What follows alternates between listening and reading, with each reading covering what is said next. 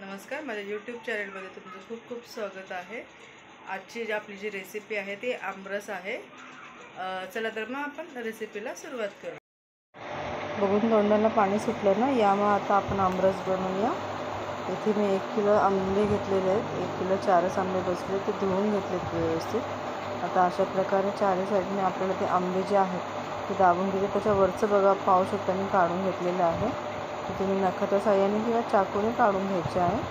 आणि बघा हे आंबे जे असे आहेत ते आपल्याला असे कापून चाकूच्या साहाय्याने किंवा तुम्ही असे खोडून बघू शकता। आपण सगळे व्यवस्थित चेक करून घ्यायचं आहे किंवा काय कदाचित ते आंबे कधी कधी आतमध्ये किडके पण असतात, त्यामुळे आपण असं व्यवस्थित बघायचे। आणि हा जो गर आहे तो आपण व्यवस्थित चमच्याच्या साहाय्याने किंवा चाकूच्या साहाय्याने आपण हा पूर्ण गर जो आहे तसा काढून घ्यायचा आहे।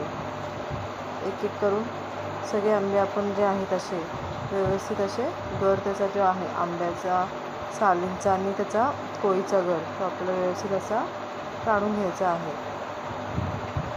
हे बघू शकता तुम्ही मी कसं व्यवस्थित चमच्याने काढत आहे। तुम्हाला सगळं व्यवस्थित असं काढून घ्यायचं आहे। अशाच प्रकारे मी बाकी सगळ्या आंब्यांचा पण गर जो आहे तो काढून घेत आहे।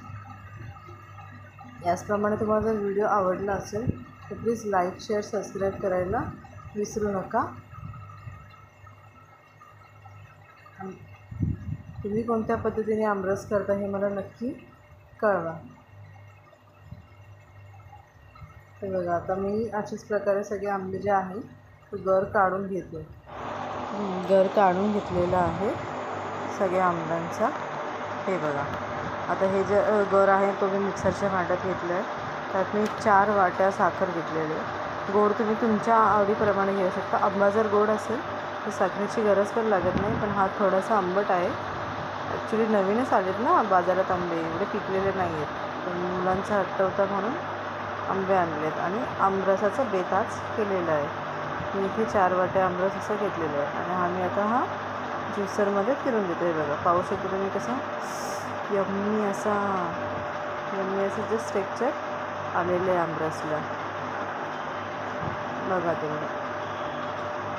आणि तुम्ही आमरस कशासोबत खाता हे आम्हाला नक्की कळवा। आम्ही चपातीसोबत किंवा पुरीसोबत खातो।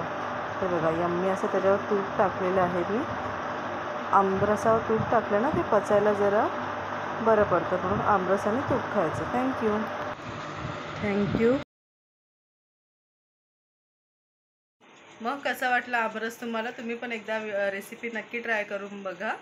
आणि जर व्हिडिओ आवडला असल्यास लाईक, शेअर, सबस्क्राईब नक्की करा। धन्यवाद।